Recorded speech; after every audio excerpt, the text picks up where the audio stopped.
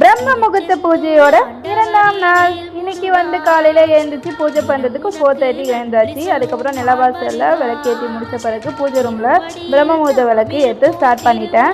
பிரம்ம முகூர்த்த விளக்கு நாமளாக எப்படி ஏற்றணுங்கிறது சில பேருக்கு டவுட் இருக்கலாம். நான் எப்படி ஏற்றுறேன்னா, நாமளாக பூஜை ரூமில் விளக்கேற்றி முடித்த பிறகு பிரம்ம முகூர்த்த விளக்கு 5 விளக்கு வச்சு தான் நான் ஏற்றுறேன். நார்மலாக பூஜை ரூமில் விளக்கேற்றினாலே அந்த டைமுக்கு ஏந்திரிச்சு குளிச்சுட்டு நம்ம விளக்கேற்றினாலே போதும். நான் இப்படியே ஃபாலோ பண்ணுறதுனால இதை நான் கண்டினியூஸாக அந்த மாதிரியே பண்ணுறேன். எனக்கு இப்படி ஏற்றினா தான் அதை விளக்கு ஏற்றின ஒரு ஃபீல் எனக்கு கிடைக்கிது. அதனாலேயே இந்த மாதிரியே நான் ஃபாலோ பண்ண ஆரம்பிச்சிட்டேன்.